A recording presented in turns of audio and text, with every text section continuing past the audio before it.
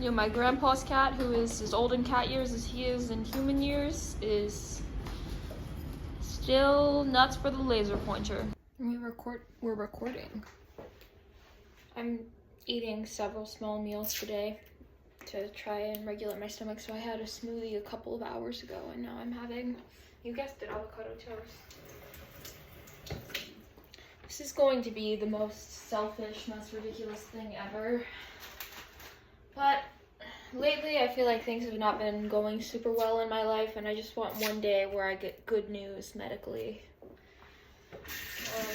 I'm taking, as you guys know, a lot of classes. Unfortunately, my Chinese class is super intense. It's a college class, and I'm probably not going to finish on time, mostly because of the amount of time I spend in the bathroom every day. I don't have a lot of time for schoolwork, so I spend all my free time working, and I don't spend a lot of time doing other things. Anyways, that means I'm going to have to take a class over the summer, so I probably won't be able to do cabaret, which is fine. I mean, I was excited about it, but my spot will end up going to a kid who wants a scholarship, and I'm sure they're going to deserve it.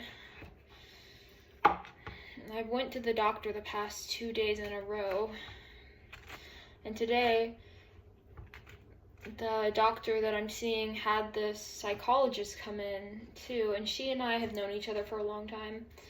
She just has an uncanny ability to make me feel very uncomfortable. Her questions make me feel like I don't know myself, and that was not fun, and it kind of stressed me out. And I just want a day where I feel like things go right. And that's not to say every day that I have is a bad day. Overall, I live a pretty great life, but I've been in bad health for over 3 years now, and I just want something to go away. As selfish and as ridiculous as that sounds, because there are people with bigger problems, and I know that. I'm just kind of tired of all of this. And I don't like feeling put on the spot like the psychologist did today. I have a lovely therapist who I like very dearly. The psychologist they had come in was not her, and I know they're trying to focus on my mental health as well. She genuinely makes me doubt if I know myself, and she said I look stressed, but I'm pretty sure I was stressed because I was around her, and I don't feel comfortable around her. And that's not to say she's a bad person or a bad human or even a bad psychologist. I think she and I just don't have a great rapport, and that's not something to blame her for. That's not her fault. If two people don't click, they just don't click. But I'm feeling quite frustrated. I have so much schoolwork to do. My health is not going well. Every time I have to take time off for a doctor's appointment, I get more behind on my schoolwork. And people keep asking me what I'm doing for myself, and the answer is I'm not really doing anything fun for myself. Because I feel like A, I'm not in good enough health to do so, and B, because I can't. And even though I feel really happy most days, I guess it's just making me feel a bit sad today.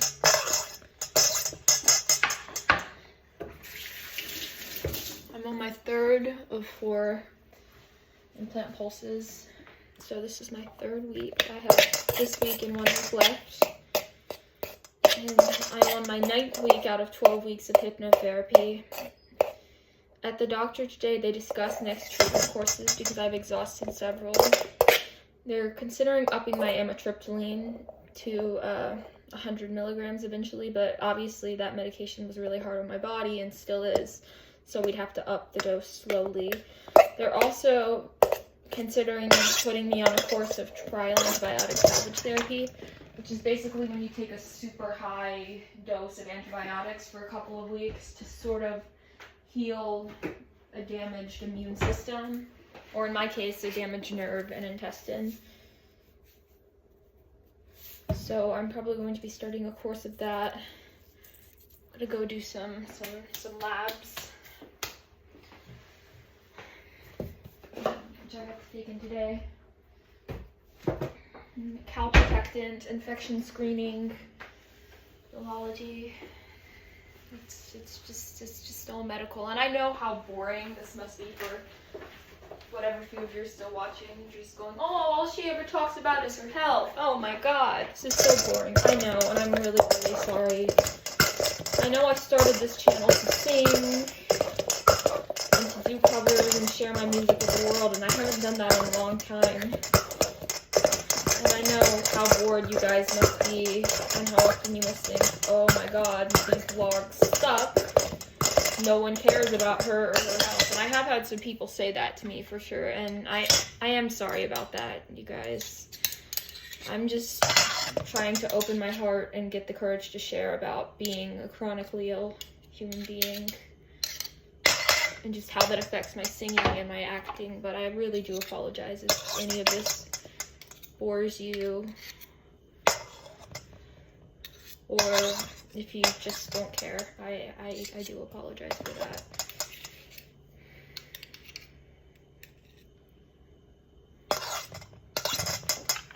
In English class, we're currently studying Romeo and Juliet, which we were going to do back when I was still in in-person school anyways. That would have been really fun because our English teacher at the in-person school that I got into that I really wanted to go to, but I obviously can't because of my health, was an actress. She majored in acting, and so we were going to get to go down to the theater, where funnily enough I ever did my first ever play, and we were going to get costumes and we were going to act out Romeo and Juliet for our final project, and that would have been a lot of fun. Obviously with online school that's not something you could do, but I did get to see Romeo and Juliet on Broadway with Kit Connor and Rachel Zegler. I got a lot of questions about that, but before I went, we watched all the movies, reread the script. It was a really, really fun time. It was an amazing play, just the version we saw, Samuel's version, and it closed a year ago yesterday. It's currently February 17th. It closed February 16th, a year ago yesterday. I went to the January 26th, 2025 performance, I believe. Wasn't too far away, but Circle in the Square is really an amazing venue. I love how they utilized all of the space and all of the catwalks in there. It's not something you get to see a lot. The costuming was really fun. Juliet's costuming in particular. There was this one sort of low-cut top she wore with blue patterns, one with a little pink dainty bow, black leather shirt, Victoria's Secret pajamas, matching set, rose bauble off the shoulder, tank top. She wore that in previews though. By the time I saw it, she wasn't wearing that. It was just a really, really fun. Romeo had a lot of glitter on his costumes. The seats we got, we were fortunate enough to get really, really good seats. And so while I did go for Rachel Zegler, she's on one side of the Circle in the Square, which is obviously a circle, right next to one of the fire exits, and that Kit Connor was on the other fire exit. I actually got the seat right next to Kit Connor on the fire exit. So that was really fun because I got to see his scenes, and also the scene where Gabby Beans uses a teddy bear to fight Tybalt up close. And of course that gave me direct vision to see Rachel Zegler sing Whiplash, which is a very underrated song, if you ask me. And I really, really wanted to go see her and see her in her Broadway debut and get to hear her sing live. So the fact that I got to do so is one of the most special experiences, probably the most special experience I've ever had. And I will carry that with me until the day I die, just being fortunate enough to see it. And I know it got very mixed reviews, but I think part of what I love so much about it is that while it was a Romeo and Juliet for my generation, Gen Z, Gen Alpha, that was what was so beautiful about it, because the reason we keep retelling Romeo and Juliet is that it's relevant to every generation. Every generation has hate, discrimination, has love.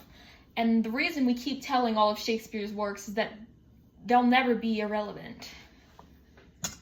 And I think they did a really good job, especially with our current government, because, you know, Trump was elected halfway through the run of that show, just sort of emphasizing the way that our country and all the countries in the world are built on diversity, sort of like Hamilton, because the cast of Romeo and Juliet, Kit Connor and Rachel Zegler are both queer. She's a woman of color. Gabby Beans is a woman of color. Tommy Dorfman it's a transgender woman. It had a really great cast that wasn't necessarily, as Rachel Zegler said, what Shakespeare intended, but very representative of our country and representative of how Shakespeare's themes are always relevant. And oh, hello, Chris. For the most part, I mean, I agreed with nearly all of the stylistic choices. It was a really, really great, really, really amazing show.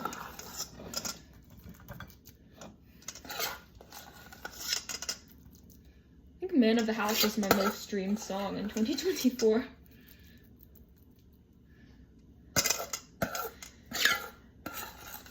That was insanely great, getting to hear her sing live, and I had a really lovely time with that. So just sort of reflecting on that and rereading the play again now, having been fortunate enough to see it on Broadway. It's just interesting to see the different takes people have made on it throughout the centuries actually. And yeah, it was a lot of fun. So restudying it now is definitely interesting because I did that whole sort of unit on it last year before I went and saw it on Broadway. There's some wrinkly tomatoes. I'm gonna just use them up because I think they're at the end of their life. I also thought I'd show you how I refill my meds because we are getting low, as you can tell. Where the hell is my turmeric? Of course, my birth control, which I don't put in my pill container. As you can see, I still have mine for this evening and for the morning. I'm gonna start with putting these iron pills in. I'm gonna do my my Prozac next for my OCD. These are 40 milligram each, so I take 2 for a total of 80. This is Doxepin, which I take for my chronic idiopathic urticaria. Vitamin D for my vitamin D deficiency. Turmeric, it's an anti-inflammatory, and it's really good for ulcerative colitis. Multivitamin. Omeprazole for my IBS and also for my acid reflux. Just take one of these little purple pills. Rinvoq for my ulcerative colitis. This is a JAK inhibitor, so it stops inflammation before it forms. I need to order more of it. Oh god, I have to be very careful. Each of these, $3,000 pill. Okay, these are amitriptyline. They're these really tiny little pink pills. So tiny. Oh my god. And I need to refill these too because I take 3 of these a night. Oh! See these things? That's the problem with these things. They're so victorious. Keppra for my seizures. These things are horse pill. Look at this. Look at this. Look at this pill. It's ginormous. It's a horse pill. And I take 2 a day, 1,000 milligrams.